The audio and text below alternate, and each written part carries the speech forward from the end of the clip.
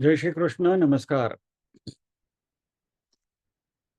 वेदांत के अध्ययन की श्रृंखला में आद्य श्री शंकराचार्य जी विरचित विवेक चूड़ामणि का विहंगावलोकन हम कर रहे हैं, जिसमें आज के सत्र में सभी साध्यायियों का स्वागत एवं अभिवादन ओंकार के नाद के साथ प्रार्थना करेंगे।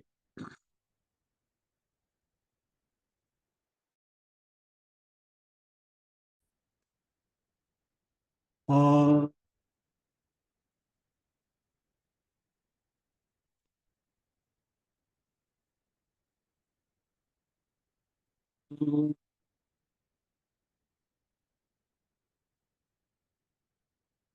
और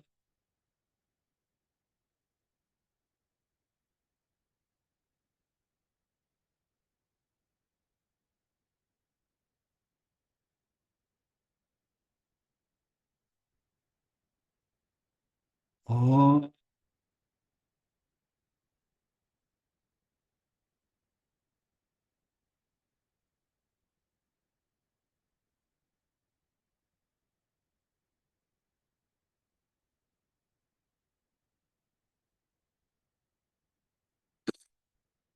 वक्रतुंड महाकाय सूर्यकोटि समप्रभ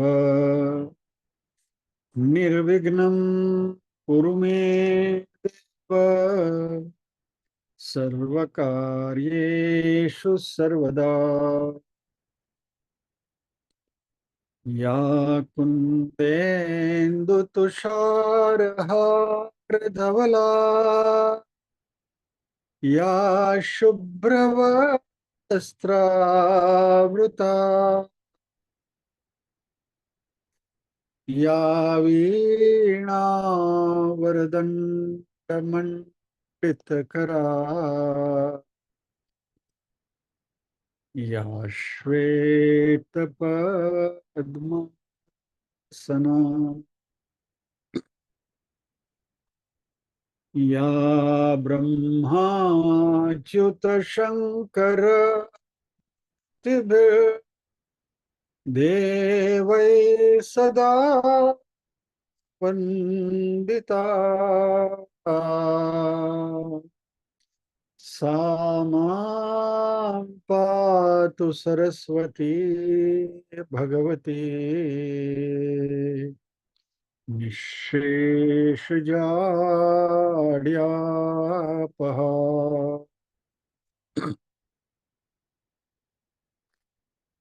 वसुदेवसुतं देवं कंसचाणूरमर्दनम् देवकी परमानन्दम् कृष्णं वन्दे जगद्गुरुम्।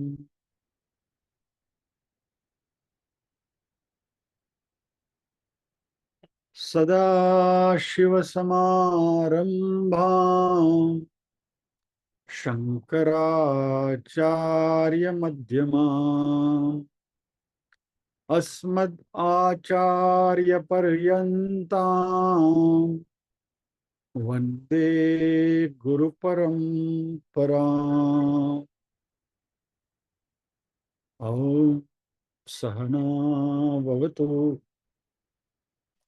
सहनो भुनक्तु, सह वीर्यङ्करवावहै तेजस्विनावधीतमस्तु मा विद्विषावहै।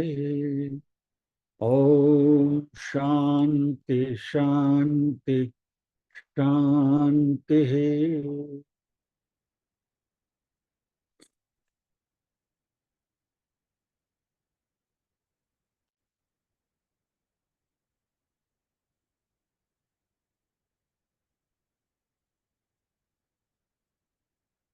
शुरुआत करने से पहले एक क्षमा याचना और एक सूचना। क्षमा याचना इसलिए मेरी थोड़ी अनियमितता बढ़ गई है।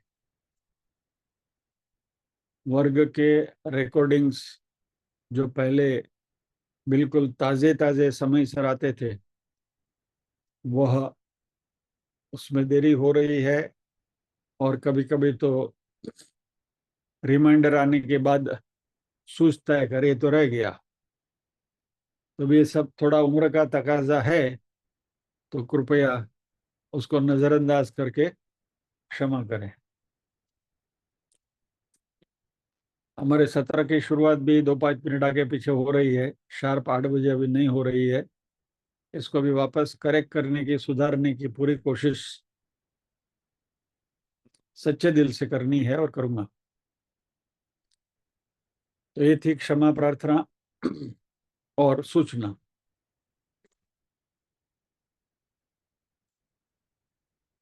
हमारे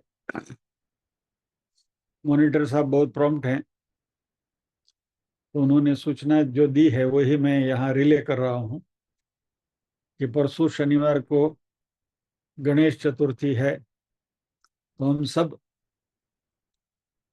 घर गणवा व्यस्त हशुं। 1.5 दिन के गणपति जहाँ जहाँ आते हैं, सभी के यहाँ व्यवहार के लिए उपस्थित रहना पड़ेगा। ये भी जरूरी है। तो इसको मद्देनजर रखते हुए शनिवार को हमारा जिसकी सूचना भी ग्रुप में दी जाएगी, लेकिन आगे से बता देता हूं आपको। दूसरी सूचना, अगले गुरुवार को भी अनध्याय रहेगा, 12 सितंबर को।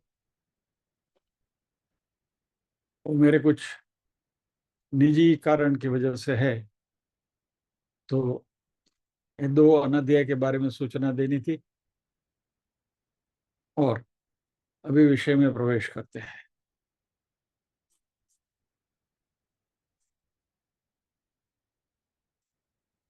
हम यहाँ इस श्लोक पर, हमारी गाड़ी खड़ी है।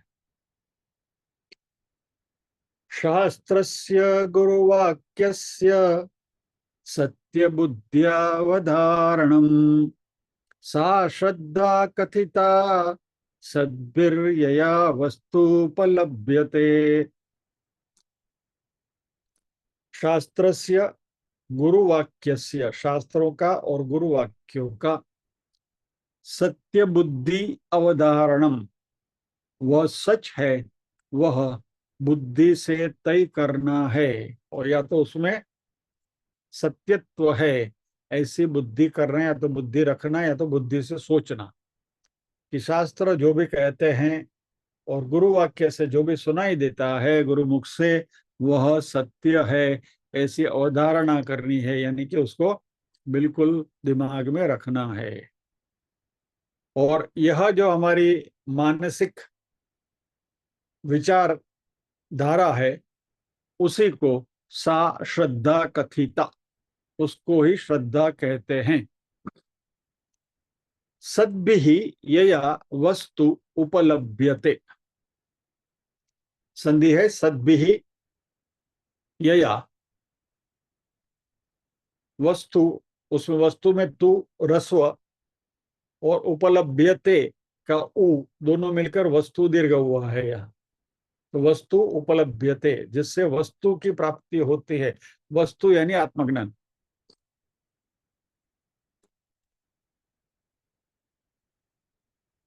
सद्भिः यया कथिता, सद्भिः यानी सज्जनों ने, यया यानी जिसे कहा है, सा श्रद्धा कथिता, उसको श्रद्धा कही गई है, या तो सज्जनों ने उसे श्रद्धा कहा है। ये श्लोक का अर्थ हो गया। शास्त्रस्य गुरुवाक्यस्य सद्बुद्धिर्यवधारणम सा श्रद्धा कथिता सद्भिर्यया वस्तुपलभ्यते। ये आपके पास है ऑलरेडी, ये पीडीएफ आपके पास ऑलरेडी हैव इट। तो श्लोक को लिखने की कोई जरूरत नहीं है। ओके। गत सत्र में ये जो श्रद्धा है, एक्चुअली हम श्रद्धा पर आए कहां से?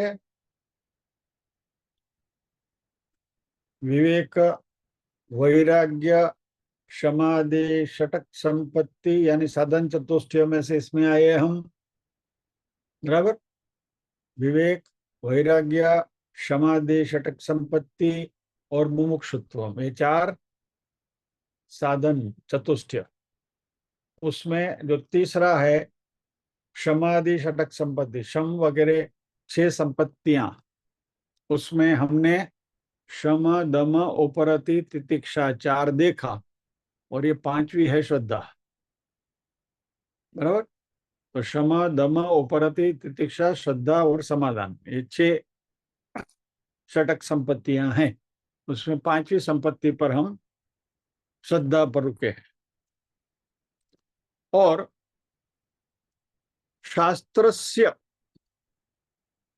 गुरुवाक्यस्य, तो शास्त्र और गुरुवाक्य की सत्यता को पहचानना या तो उसकी सत्यता को जानना, उसे श्रद्धा कहते हैं। तो शास्त्र और गुरुवाक्य आते हैं कैसे? शब्दों से, यानी ये जो है वह शब्द प्रमाण है। और हमने देखा था लास्ट टाइम, जस्ट उसको टच किया था। आज आपकी क्यूरियोसिटी को संतोष करने के लिए, संतुष्ट करने के लिए, जो 6 प्रमाण है उसके बारे में भी एक विहंगावलोकन कर लेते हैं।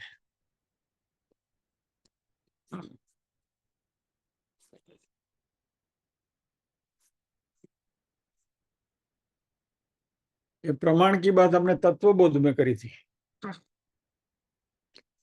मुझे तत्वबोध की स्लाइड से प्राप्त हुआ। 6 प्रमाण है। प्रत्यक्ष प्रमाण यानी डायरेक्ट परसेप्शन, सीधा हिसाब, यद दृष्टम तत्सत्यम वाला, यानी हमारी जो 5 इंद्रियां हैं, ज्ञानेन्द्रियां, उस ज्ञानेन्द्रियों से हमें जो ज्ञान होता है वह प्रत्यक्ष प्रमाण है।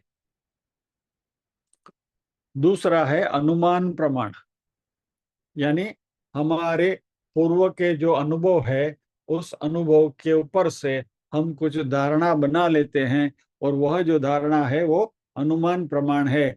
जैसे कि कहीं धुआं दिखाई देता है तो वहां अग्नि होगा, आग लगी होगी या तो आग होगी, ऐसा हम मान लेते हैं। बराबर।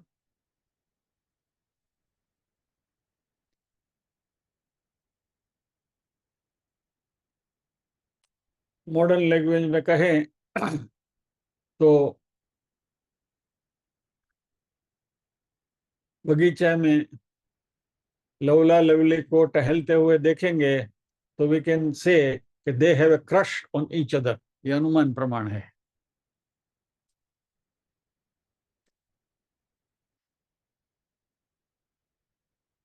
उपमान प्रमाण, अनुमान प्रमाण हम बहुत कर लेते हैं, इसमें तो हम सब एक्सपर्ट हैं। कहीं भी धारी हो तो अपने खून में है क्या? सैम्लियो, अनुमान प्रमाण। All gossips mostly are based on अनुमान प्रमाण।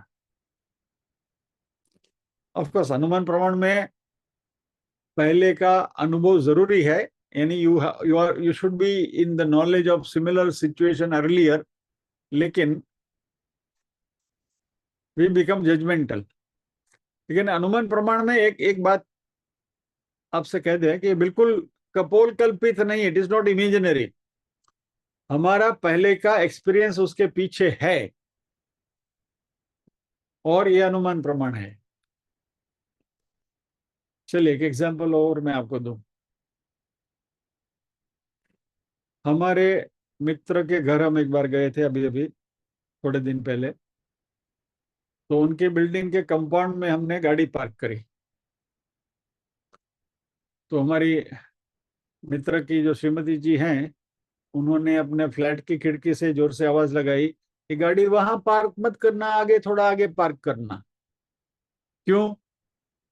नारियली का पेड़ है और ऊपर से नारियल गिरता है, और गिरेगा गाड़ी के ऊपर तो गोबो पड़ी जैसे।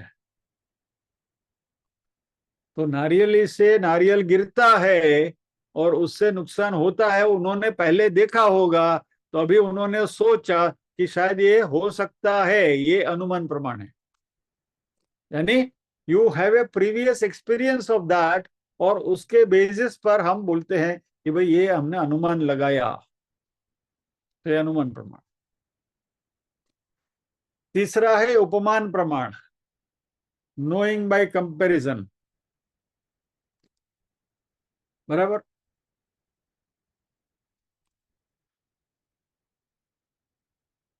यहाँ सामने जो 14 चेहरे दिख रहे हैं, ये सारे के सारे सज्जन हैं।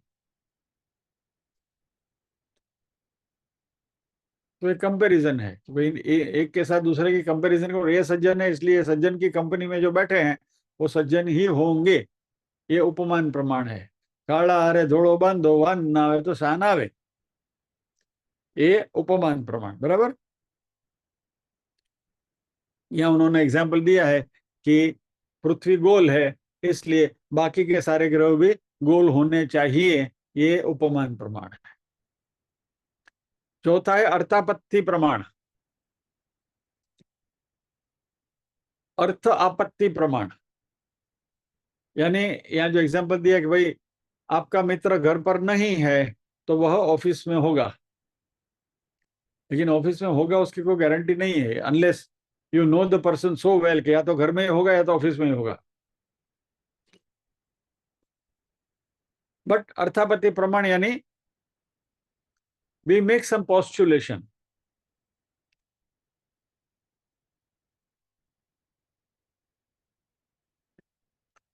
चौथा है अनुपलब्धि प्रमाण, कोई वस्तु नहीं है तो उसकी अनुपस्थिति में ये होना चाहिए।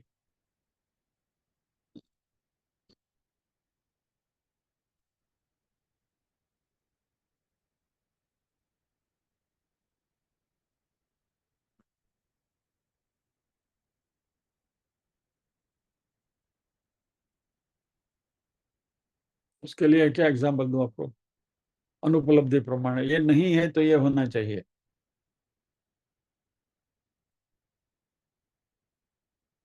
आप रेगुलरली क्लास में आते हैं और आज नहीं है क्लास में, तो आपकी अनुपस्थिति से ये सोच सकते हैं कि उनका कुछ काम खास आ गया होगा, या तो कुछ तकलीफ होगी। नहीं तो the person is always regularly regular. Regularly regular के ऊपर से मुझे याद आया, सॉरी थोड़ी डाइग्रेशन करता हूं इसलिए। 4 प्रकार के लोग होते हैं: regularly regular, irregularly regular,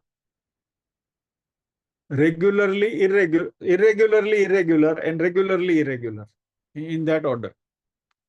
regularly regular यानी जो हमेशा आते ही हैं, आप जो यहाँ बैठे सारे रेगुलरली रेगुलर है ऐसा मान के चलते हैं। फिर इरेगुलरली रेगुलर, धूमकेतु। हमारे शरद भाई कभी कभी इस कैटेगरी में आ जाते हैं, इरेगुलर की, इरेगुलरली रेगुलर की कैटेगरी में। कभी दिखते हैं कभी नहीं दिखते हैं।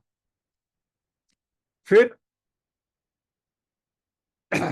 इरेगुलरली इरेगुलर, यानी उनका कभी नहीं आएंगे उसका कोई भरोसा नहीं, कभी अभी आ भी जाए। तो कभी कभी इफ यू डिसाइड कर नहीं आज वो एक फला भाई नहीं होंगे, लेकिन वो दिखते हैं, तो वो इरेगुलरली इरेगुलर है। वो आते नहीं है लेकिन कभी प्रकट हो जाते हैं, दैट इज इरेगुलरली इरेगुलर। और चौथा जो प्रकार है वो रेगुलरली इरेगुलर, उनके बारे में कुछ बोल ही नहीं सकते, वो हमेशा उसका तो कोई ठिकाना नहीं, એનું કઈ કહેવાય नहीं है भाई गमे करे। So that is regularly irregular. Anyway, तो ये अनुपलब्धि प्रमाण में ये जो नहीं है उसकी एब्सेंस में, तो उसके ऊपर से हम कुछ सोच सकते हैं कि ये होगा।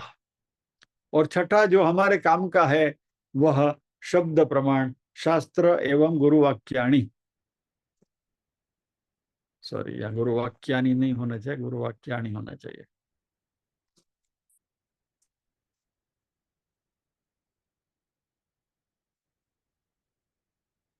मैं ना नहीं कर पाऊंगा, छोड़िए। शास्त्र एवं गुरुवाक्याणी, यहाँ अण है, हाँ, न नहीं है, वोट, चलो छोड़िए इसको।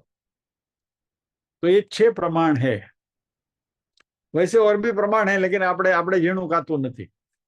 बाकी के जो दर्शन शास्त्र में है वहां अलग अलग प्रमाण की परिभाषा करी गई है, but that's not our subject. आइए, तो ये 6 प्रमाणों में से जो शब्द प्रमाण है वह शास्त्र और गुरु के वाक्य, और ये सत्य है ऐसे जिसने अवधारणा करी है, वह मान्यता जो है उसे श्रद्धा, सत्पुरुषों ने श्रद्धा कही है, सज्जनों ने, और इस श्रद्धा से ही वस्तु उपलभ्यते, इसी से आत्मज्ञान होता है। बोल्ड, अंडरलाइन, श्रद्धा से ही आत्मज्ञान होता है।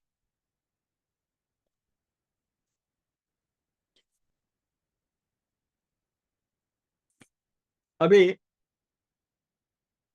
हम यहाँ रुके थे कि हमारे शास्त्रों ने जो प्रमाण है उसके भी 2 प्रकार बताए हैं, एक मुख्य और एक गौण, प्राइमरी और सेकेंडरी। अभी मुख्य और गौण कैसे है? मान लीजिए कि आपने किताब में पढ़ा कि मुंबई के उपनगर बोरीवली में एक नेशनल पार्क है, बराबर? तो आपने पढ़ लिया किताब में। मान लो कोई अहमदाबाद में रहते हैं, तो बड़ौदा में कोई रहते हैं, तो उन्होंने पढ़ा कहीं वे मुंबई में बोरीवली में नेशनल पार्क है। अभी आप रूबरू नेशनल पार्क लाकर आकर देख सकते हैं, या तो बोरीवली आकर देख सकते हैं कि हकीकत में बोरीवली में नेशनल पार्क है कि नहीं।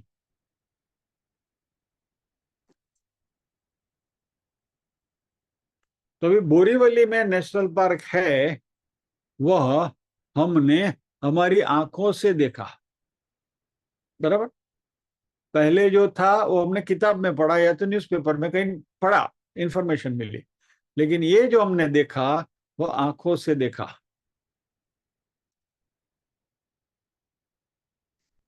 तो हमारी इंद्रियां जो हैं वह प्रमाण देती हैं हमें। जैसे आंख जो है वो हमें प्रकाश या तो रंगों का प्रमाण देती है, we can see colours with the eyes. आंख हम, सॉरी, कान हमें ध्वनि का प्रमाण देते हैं कि भाई ये ध्वनि मधुर है, ये संगीत है, ये संगीत नहीं, ये कर्कश है, ये गाड़ी का हॉर्न है, वगैरह। ये सारा प्रमाण जो है वह कान देते हैं। वैसे नाक से हम सूंघ सकते हैं कि भाई स्मेल अच्छी है नहीं है। जीभ है, स्वाद का प्रमाण है।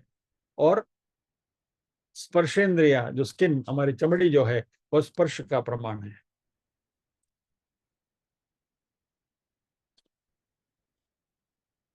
तो ये जो सारे प्रमाण हमको मिलते हैं, इनको प्रत्यक्ष प्रमाण कहा गया है।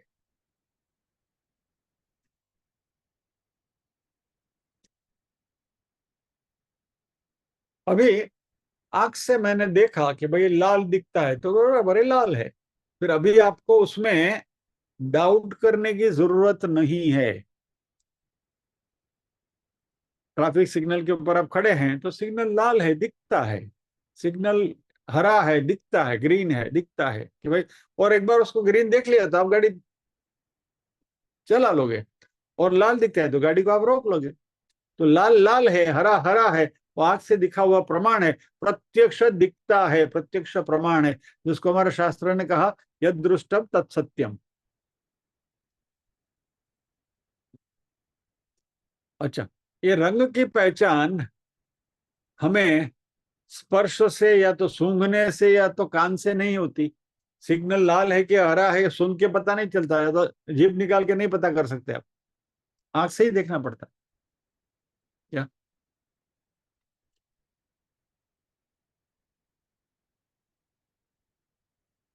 तो ये जो प्रमाण है, प्राइमरी प्रमाण जो है, अभी मैं टेक्निकल शब्द खाली आपकी माहिती के लिए दे रहा हूं, आपको लिखना है तो लिख लीजिए, याद न रहे तो फिक्र मत करना, भूल जाना। लेकिन यह मुख्य प्रमाण है, प्राइमरी प्रमाण है, जिसका संस्कृत में टेक्निकल वर्ड है उपजीव्य प्रमाणम। उपजी दीर्घ, उपजीव्य प्रमाणम,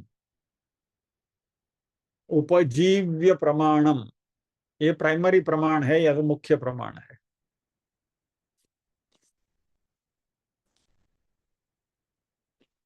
और यानी आपने नेशनल पार्क को अपनी आंखों से बोरीवली आकर देखा तो बोरीवली में नेशनल पार्क है, वो प्रमाण आपने आपकी आंखों से देखा तो उपजीव्य प्रमाणम है, आंख।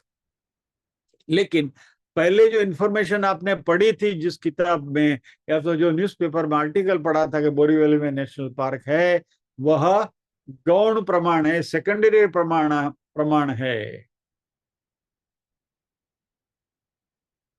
और उसका टेक्निकल टर्म है उपजीवी प्रमाणम। एक उपजीव्य प्रमाणम है, प्राइमरी जो है वो, और सेकेंडरी जो है उसको उपजीवी प्रमाणम कहा है। दोबारा कहता हूं, ये उपजीवी और उपजीवी के चक्कर में मत फंसना, प्राइमरी सेकेंडरी याद रखो, मुख्य और गौण याद रखो, वो भी नहीं याद रहे तो भूल जाओ। ये खाली पूर्व भूमिका हम देख रहे हैं शब्द प्रमाण की।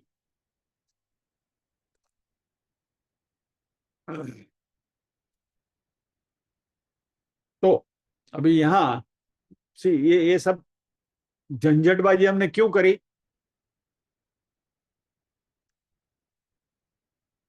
हमारे पास वेद हैं, बराबर।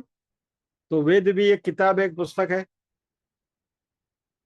सोर्स ऑफ इंफॉर्मेशन है। तो जैसे आपने किसी किताब में पढ़कर ये ज्ञान पाया कि बोरीवली में नेशनल पार्क है, वैसे वेद को हम सेकेंडरी प्रमाण समझेंगे, गौण प्रमाण समझेंगे या नहीं, कि उसे मुख्य प्रमाण समझना है, उपजीव्य प्रमाण समझना है, यानी कि हमारी आंख नाक कान जैसे इंद्रियों की तरह। तो यहाँ दो प्रमाण की बात कर रहे हैं, एक मुख्य प्रमाण, एक गौण प्रमाण, बराबर। प्राइमरी प्रमाण एंड सेकेंडरी प्रमाण। तो वेद गौण है, सेकेंडरी है, या वेद प्राइमरी है, मुख्य है, इसको हमें समझ लेना चाहिए।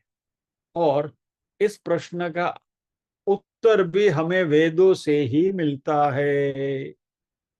तो वेद क्या कहते हैं जरा देख लेते हैं, क्योंकि यहाँ शंकराचार्य बात किसकी करते हैं? शास्त्र और गुरु वाक्य जो प्रमाण मानते हैं उसी को श्रद्धा कहते हैं, यानी कि श्रद्धा को डिफाइन करने के लिए सब मगजमारी हम कर रहे हैं। तो वेद क्या कहते हैं जरा देख लेते हैं।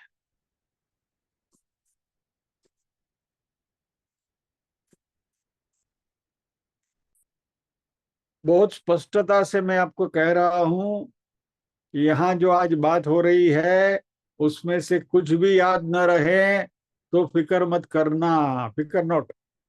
This is only for information, एक फाउंडेशन बनाने के लिए ये सारी पूर्व भूमिका हो रही है। केनोपनिषद में ये मंत्र है, न तत्र चक्षुर्गच्छति न वाक् गच्छति नो मनो, न विद्मो न विजानीमो यथैतदनुशिष्यात् अन्यदेव तद्विदिता तथो अविदिता दधि इति शुश्रुम पूर्वेषां येन स्तव्या च चक्षिरे येन स्तव्या च चक्षिरे। भगवत गीता के पारायण में मैं भी बैठ गया। इति शुश्रुम पूर्वेषां येन स्तव्या च चक्षिरे, केनोपनिषद में प्रथम अध्याय का 3रा मंत्र।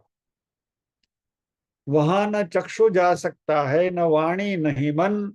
हम न उसे जानते हैं, न वह जान पाते हैं कि उसकी शिक्षा कैसे दी जाए, how it can be taught, क्योंकि वह विदित से अन्य है, जानकारी से परे है, और अविदित से भी परे है, अननोन से भी दूर है, और जानकारी प्राप्त करना भी मुश्किल है। वह ऐसा है, यह हमने उन पूर्वजों से सुना है जिन्होंने उस पर तत्व की हमारे बोध के लिए व्याख्या की है। यानी हमारे पुरखों ने, हमारे ऋषि मुनियों ने जिसको परखा, जिसके बारे में सोचा, जिसके बारे में अध्ययन किया, ये ज्ञान उन्होंने हमें हमारे पास कर दिया। तो यह शब्द प्रमाण है, यहाँ इंद्रियां भी नहीं जा सकती। अभी तो यहाँ इस स्थिति में तो आप क्या करोगे? एग्जाम्पल के तौर पर हम ब्रह्मास्मि बोलो, उसको कौन सा प्रमाण देंगे आप? उसको प्राइमरी बोलोगे, सेकेंडरी बोलोगे? सवाल ही नहीं उठता। ये हमें ऋषियों ने कहा है हम ब्रह्मास्मि, हम ब्रह्मास्मि, बस उसको श्रद्धा से ही मानना पड़ेगा। Is there any other way to verify it? नहीं। तो जिन्होंने उस परतत्व की हमारे लिए बोध व्याख्या की है। वैसे एक दूसरा श्लोक है कठोपनिषद में, यमराजा नचिकेता से कहते हैं, बहुत अच्छा श्लोक, मुझे बहुत अच्छा लगा है। नैषा तर्केण मतिरापनेया प्रोक्तान्ये नैव सुज्ञानाय पृष्ठ याम त्वमाप सत्य धृतिर्बतासि त्वाद्रुम्नो भूया नचिकेत पृष्ठा। हे प्रियतम नचिकेता, यमराजा बोल रहे हैं, यह प्रज्ञा, यह मति, यह बुद्धि जिसे तुमने प्राप्त कर लिया है, यानी कि यमराजा से ये कठोपनिषद सुनते सुनते नचिकेता की प्रज्ञा जागृत हुई, और यह प्रज्ञा, यमराजा उनसे कहते हैं कि यह जो तुमने प्राप्त कर लिया है, ये तर्क के द्वारा प्राप्तव्य नहीं है। This can not be logically proved, it has to be perceived, it has to be experienced. उसकी अनुभूति ही होती है, उसको तर्क से समझा नहीं सकते हैं। केवल अन्य के द्वारा तुम्हारे प्रति कथन किए जाने पर ही ये सत्य ज्ञान का साधन बनती है। यानी कभी कोई तुमको ये बात करता है, इस बात में तुम श्रद्धा रखते हो, विश्वास रखते हो, और कहते हो कि हाँ भाई आत्मा है, और यह प्रज्ञा तुमने प्राप्त कर ली है। तुम सचमुच सत्य में दृढ़ निष्ठ हो। मुझे तुम्हारे जैसे प्रश्नकर्ता सदैव मिलते रहें। यमराजा कहते हैं कि ऐसे स्टूडेंट, सिंसियर स्टूडेंट मिले कि जो अपने मन के प्रश्नों का समाधान पूछते रहें, और इस तरीके के प्रश्न करें जिससे आत्मज्ञान फलित हो। और यह आत्मज्ञान दूसरों के प्रबुद्ध व्यक्ति से कहने से ही प्राप्त होता है। तद्विद्धि प्रणिपाते न परिप्रश्ने न सेवया उपदेक्षन्ति ते ज्ञानम ज्ञानिनः तत्वदर्शिनः। भगवद गीता में भगवान ने कहा है 4/34, बराबर। तो हमारे शास्त्रों ने ही हमें ये प्रमाण दिया है कि शास्त्र प्रमाण ही सत्य है, ये आपको और कहीं मिलेगा नहीं। तो वेद कहते हैं कि मुख्य स्रोत जो ज्ञान का है, आत्मज्ञान का, वह वेद ही है, प्राइमरी सोर्स। किसी किताब से भी आपको नहीं मिलेगा। यानी यह इंद्रियों की तरह है, आंख की तरह, आंख ने देख लिया, कान ने सुन लिया, जिह्वा ने स्वाद ले लिया, नाक ने सूंघ लिया, चमड़ी से स्पर्श का अनुभव हुआ। ऐसे जो प्रत्यक्ष अनुभव होता है वैसे प्रत्यक्ष प्रमाण है, यह प्राइमरी सोर्स ऑफ नॉलेज है। और इसलिए हमारे शास्त्रों को शास्त्र चक्षु कहा गया है, शास्त्रों की आंखें, कि जिसके थ्रू हम आत्मज्ञान को परसीव कर सकते हैं, अनुभव कर सकते हैं। तो ये शास्त्रों का विषय ऐसा है जो हमें और किसी भी माध्यम से प्राप्त नहीं हो सकता, इंक्लूडिंग सेंस ऑर्गन्स। यानी हमारी इंद्रियों से भी ये प्राप्त नहीं, ये इंद्रिय अतीत है। जैसे ये केनोपनिषद के श्लोक में हमने देखा, वहां इंद्रिय भी नहीं जाती, मन भी नहीं जाता। तो विज्ञान के कोई साधन भी वहां नहीं जाएंगे, माइक्रोस्कोप, टेलीस्कोप, कुछ भी आप यूज करो, नथिंग।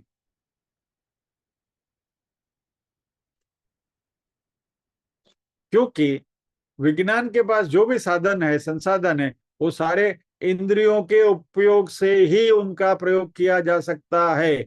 आप टेलीस्कोप ले लीजिए अवकाश में देखने के लिए, या माइक्रोस्कोप ले लीजिए, वो सब के सब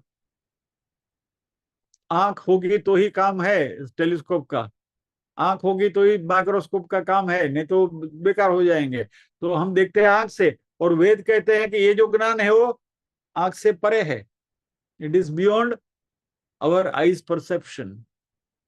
तो यदि इंद्रियातीत है तो टेलीस्कोप, ये माइक्रोस्कोप वगैरह जो है वो तो इंद्रियों से काम करते हैं, इंद्रियों के साधन है वो।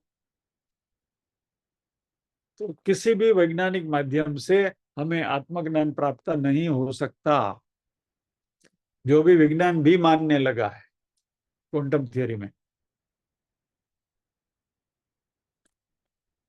तो वेद इन सारी चीजों से जो नहीं मिलने वाला है ऐसे आत्मज्ञान की बात करते हैं, और इसलिए इसको अलौकिक विषय कहा गया है, या तो अपौरुषेय विषय कहा गया है। यानी हमारे जो वेद हैं वह मुख्य पर प्रमाण है। Veda is a primary source of knowledge. और यदि वेद प्रमाण हमारे पास न होता, ये उपनिषद वगैरह न होते, बराबर, मान लीजिए कि मांडुक्य उपनिषद न होता हमारे सामने, तो हमारी चार अवस्थाएं जो है उसके बारे में कहां से पता लगेगा आपको, बराबर। तो ये जो वेद हैं वही ये अलौकिक विषय के बारे में हमें जानकारी देते हैं। जैसे आंख नहीं है तो हमें रंगों के बारे में पता नहीं चलता, आंख से ही हमें कलर का परसेप्शन मिलता है। इस तरीके से यदि वेद न होते तो हमें ये शब्द प्रमाण न मिलते, और ये शब्द प्रमाण न मिलते तो हमें आत्मज्ञान नहीं होता। इसलिए वेदों से हमें जो भी ज्ञान प्राप्त होता है उसे हमें सत्य और अंतिम मानना चाहिए। यानी whatever Vedic knowledge we receive, we should take it as true, या तो फैक्चुअल एंड फाइनल। वैदिक knowledge is factual and final, ये हकीकत है, सत्य है, और ये अंतिम सत्य है। जैसे हम कहते हैं सीइंग इज बिलीविंग।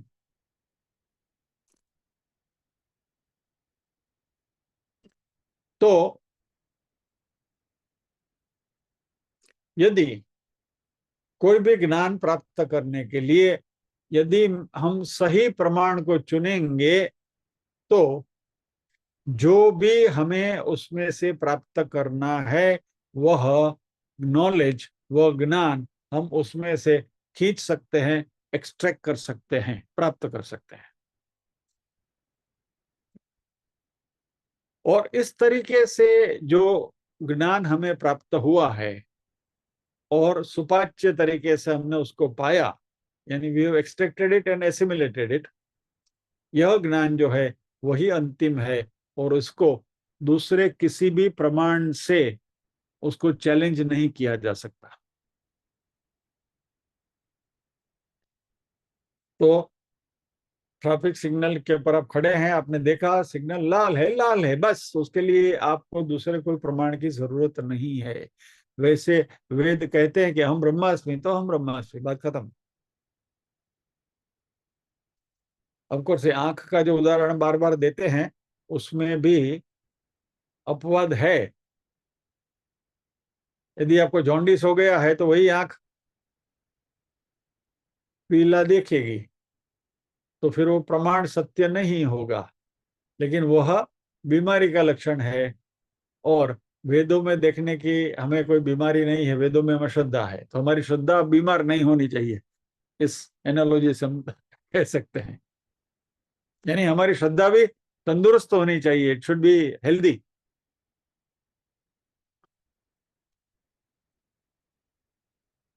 और यदि हमें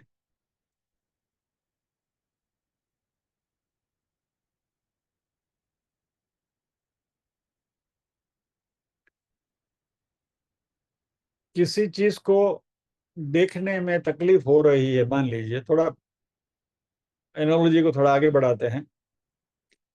मान लीजिए कि अपने सामने कोई वस्तु है, उसका बराबर ढंग से नहीं देख पा रहे, तो आप उसको हाथ में लेकर नजदीक लेकर देख सकते हो, हाँ ये है, बराबर है।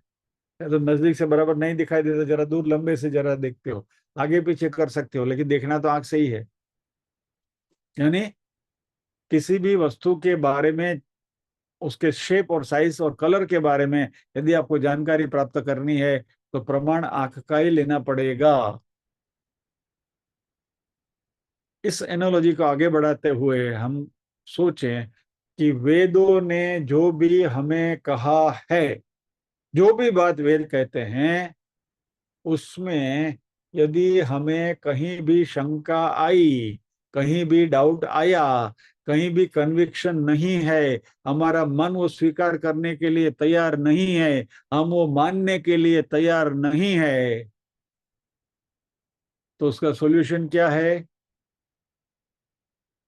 वेदों का ही बार बार अध्ययन करो, study it again and again. प्रमाण तो वेद से ही मिलने हैं, आत्मज्ञान वेद से ही मिलना है। कहीं भी कंफ्यूजन है, कहीं भी डाउट है, कहीं भी लॉजिकली हमारे मन में बात नहीं उतरती है, वापस उसी वेद के पास जाओ और उसको वारंवार बार बार उसका अध्ययन करो। धीरे धीरे चीज हमारे सामने उजागर होती जाएगी।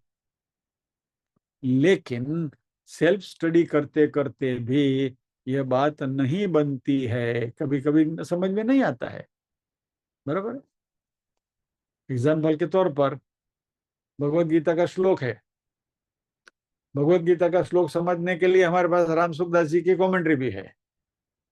राम सुखदास जी की कमेंट्री भी पढ़ते पढ़ते क्लैरिटी नहीं आई तो क्या करोगे? मेरे जैसे पिरसनिया के पास जाओगे कि भाई तुमने और कहीं ये व्यंजन देखा है क्या, तो थोड़ा हमें और भी परोस दो, तो क्लैरिटी आएगी। यानी you have to take the guidance of a knowledgeable person. वही भगवान ने कहा है न, तद्विधि प्रणिपाते न परिप्रश्न सेवया उपदेक्षन्ति ते ज्ञानम ज्ञानिन तत्वदर्शिनः। जिन्होंने तत्व का दर्शन किया है, जो ज्ञानी है, वह तुम्हें इसके बारे में अनुभूति करवाएंगे।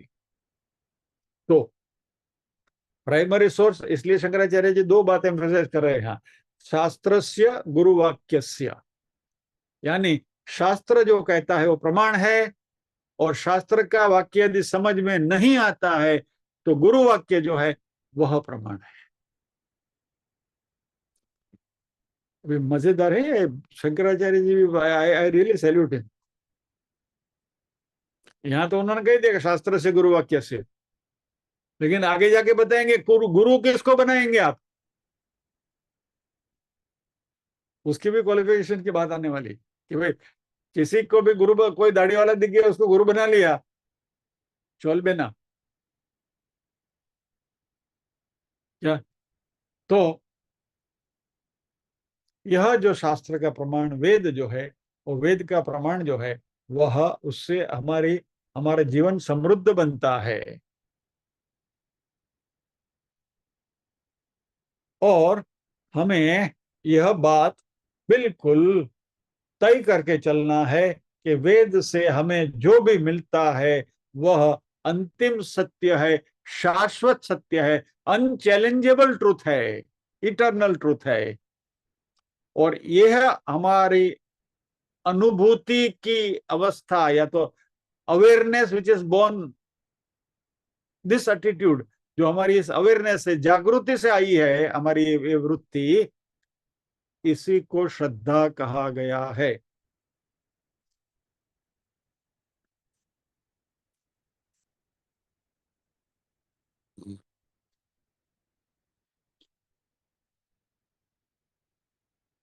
सो उपजीव्य प्रमाणम स्वतः प्रमाण्य ज्ञानम, यानी जो primary source of information knowledge है, उपजीव्य प्रमाणम जिसको हम कहते हैं,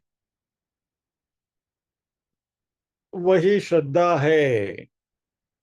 और इसको मानने से हमें उसके परिणाम भी मिलेंगे, हमारा जीवन समृद्ध बनेगा, हमारा जीवन हरा भरा रहेगा, और इससे मोक्ष भी मिल सकता है। शंकराचार्य जी ने कहा है कि आत्मज्ञान के बिना मोक्ष नहीं मिल सकता, और आत्मज्ञान हमें वेदों से ही प्राप्त होता है, इसलिए वेद वाक्य में श्रद्धा होना जरूरी है। वेद वाक्य में से श्रद्धा होंगी तो उससे आत्मज्ञान प्राप्त होगा, आत्मज्ञान प्राप्त होगा तो मोक्ष मिलेगा।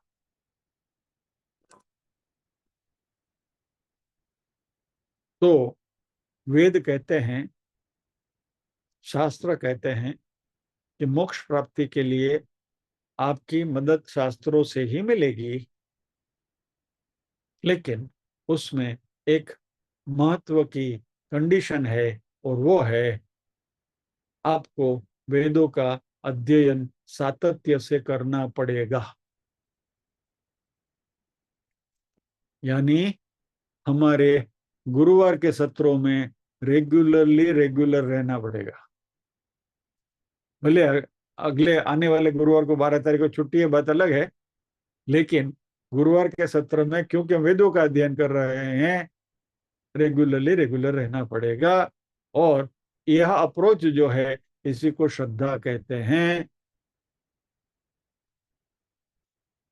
चौथे अध्याय के 39वें श्लोक में भगवान ने यही बात करी है, श्रद्धावान लभते ज्ञानम, जिसमें श्रद्धा है उसको ही आत्मज्ञान की प्राप्ति होती है। 9वें अध्याय में भी अभी अभी हमने देखा है, अश्रद्धाना पुरुषा धर्मस्यास्य परंतप अप्राप्य माम निवर्तन्ते मृत्यु संसार वर्तमनि।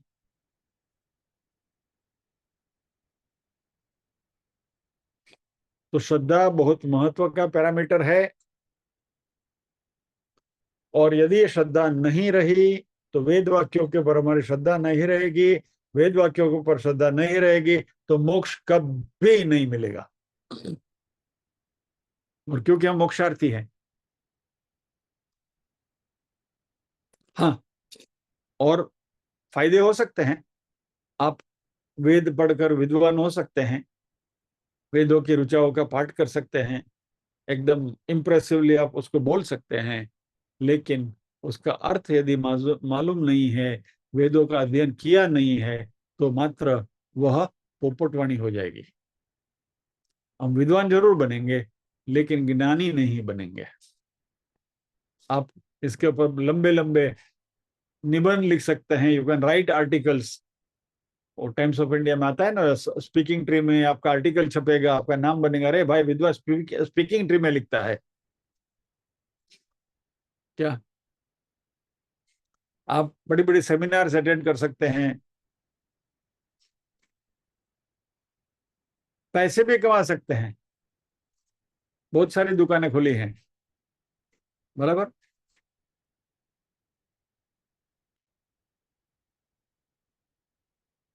लेकिन मोक्ष तभी मिलेगा जब भी वेदांत के शब्दों में, वेदांत का अध्ययन करते हुए उसमें श्रद्धा बनेगी तो ही। और दोबारा कहता हूं, यदि यहाँ कोई भी डाउट है, कोई भी डिफिकल्टी है, कोई भी तकलीफ है, तो वेदांत का ही बार बार बार बार अध्ययन करना है। यानी एक ही उपनिषद में से संतुष्ट नहीं होना है। मंडूक्य कर लिया, अभी दूसरा भी करना है, ईशावास्य भी करना है, कठोपनिषद भी करना है, केनोपनिषद भी करना है, बृहदारण्यक उपनिषद भी करना है। ये सारे करेंगे तो हमारे मन के जो डाउट्स हैं वो धीरे धीरे धीरे धीरे स्पष्ट हो जाएंगे। इसलिए वेदों का सातत्य से अध्ययन करना निहायत ही जरूरी है। और इस तरीके से धीरे धीरे हमारी श्रद्धा दृढ़ीभूत होती जाएगी, दृढ़ होती जाएगी, और इसका फायदा हमें इसी जीवन में मिलेगा। क्योंकि वेद मृत्यु के बाद तुम्हारा क्या होगा इसकी बात नहीं करता। हियर एंड नाउ, यही इस जन्म में, यही आपको इसका फायदा मिलेगा। और यही हमारे पुरखों ने कहा है।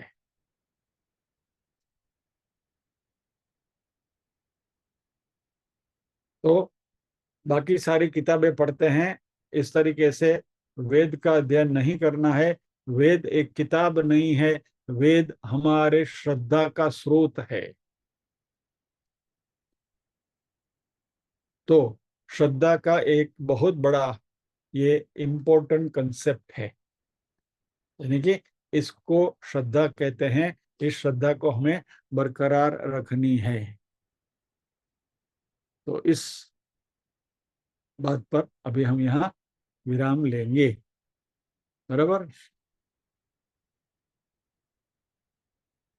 साधन चतुष्ट संपत्ति, विवेक, वैराग्य, समाधि षटक संपत्ति और मुमुक्षुता। बराबर। उसमें समाधि षटक संपत्ति में शम, दम, उपरति, तितिक्षा और श्रद्धा। अभी समाधान बाकी है। श्रद्धा में भी थोड़ी चर्चा बाकी है, तो अभी अगले सत्र में, यानी कि 12 और 7, 19 तारीख को। तो आज यहाँ विराम लेंगे, प्रार्थना करेंगे।